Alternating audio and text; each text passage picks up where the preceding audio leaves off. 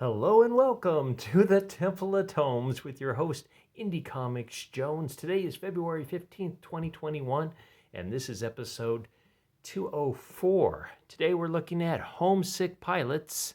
This is issue number 3 from Image. Comes in at a whopping $3.99. And right off the bat, this is a recommend. It's a punk rock ghost story with a haunted house and all kinds of supernatural creatures within this house.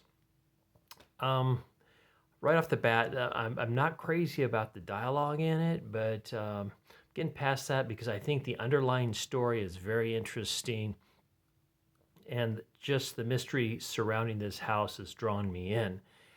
Nice cover here, just a quick. Everything is just kind of going right to this screen here and illuminating this character. His name is Buzz. He's one of the band members of the Homesick Pilots. It's just based on the name of the band that these three kids are in. Okay, let's see. Dan Waters is the writer. Casper Wingard is the artist. And I believe the colorist as well. I wasn't crazy about the colors so much. It's kind of that bisexual lighting type look to it, but the art in it itself is pretty decent. I'm enjoying it, and we got a little bit of backstory on the Homesick Pilots and their first gig ever, going back a ways. If you recall, this is Amy. This is Rip, and this is Buzz. And Amy has been swallowed, so to speak, by the haunted house, the old James house, in fact. And she is now some kind of weird ghost. So I don't know if she's actually died or it's her spirit or she's in another dimension. It's not really shown that much. But we're going back to 1994 in this story.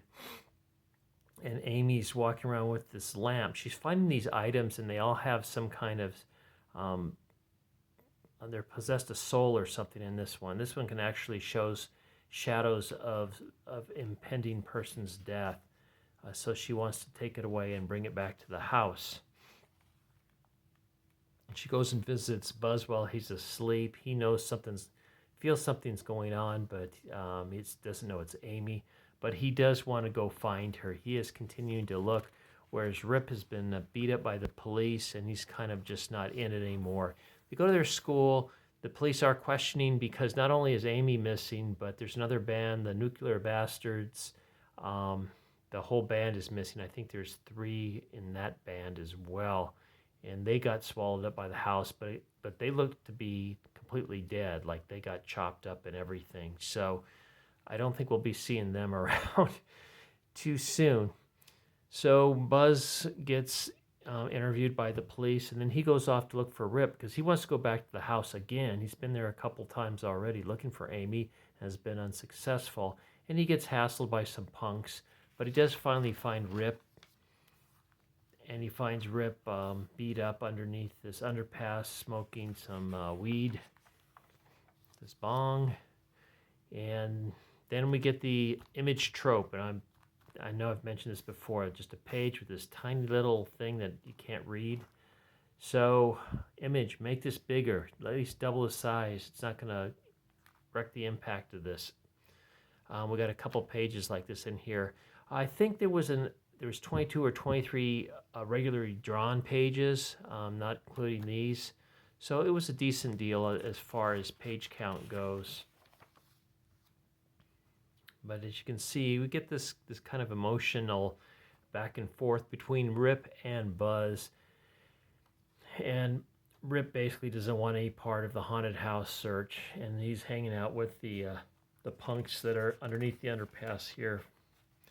So Buzz, and I don't know why he always gets there at night, but he goes back to the old James house at night. He did some research on it at the library. He found out that the owner at one time was a horse trader that got a big fortune, built this house, had other businesses, lost it all basically, and the house was the last thing left that he owned, and I guess he died in it.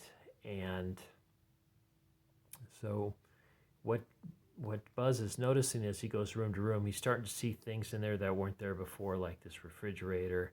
And then we get this strange refrigerator open door shot where there's a decapitated corpse in there with some limbs hanging on. It's all sideways and whatnot. And he keeps continuing to go on.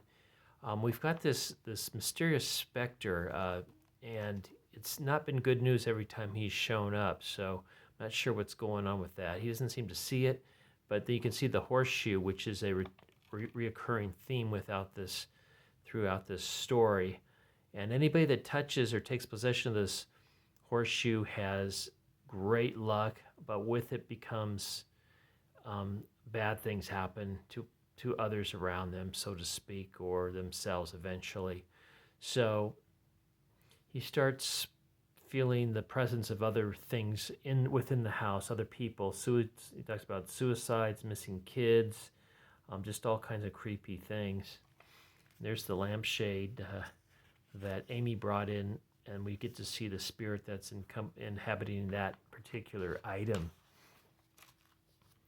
So Amy's actually not in the house this time. She's gone through a portal to Dead End Video, and she comes out and she's trying to find more lost spirits, and this is where she's been sent. And there's where we get that video screen, which was on the cover as well. And what's really cool, you can't really see it here, but it's an old VCR, and it starts spitting out the tape, and it starts making an image, which is awesome looking. And we get to see it completely unwound, and the videotape is actually the eyes, the cassette holder there. So Amy starts talking to it, and then she hears noises. She goes to check out. She sees this soldier that's been head sliced, whatnot.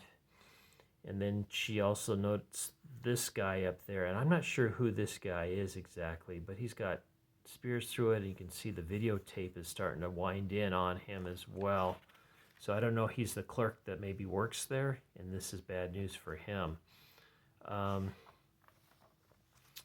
So then this tape monster comes after Amy, and since she's kind of like in a different dimension, she's able to escape without any harm and get back to the house.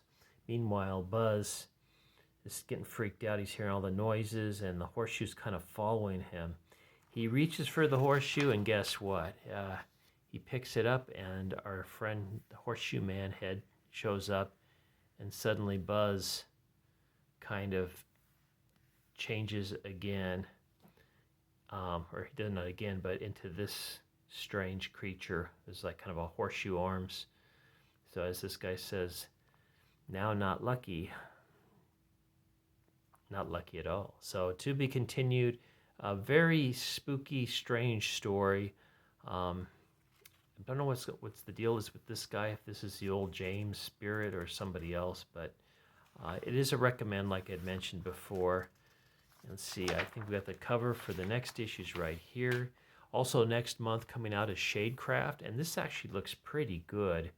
I'm going to be checking this out. There's a couple of blurbs by Tom Taylor, Kieran Gillen, Charles Soule, Alex DeCampi, Brian Michael Bendis, and Kyle Higgins. And despite me not liking some of these people's work, I think I'm still going to check this one out because I saw a sample of it from one of the previews and it looked pretty good. Okay, so there you go. Homesick Pilots recommend. Thank you for stopping by and listening to my review today. As always, please like, please subscribe if you haven't, and please leave comments. I'd love to hear from you, of course. And thanks for stopping by the Temple of Tomes. As always, this is Indie Comics Jones bidding you adieu.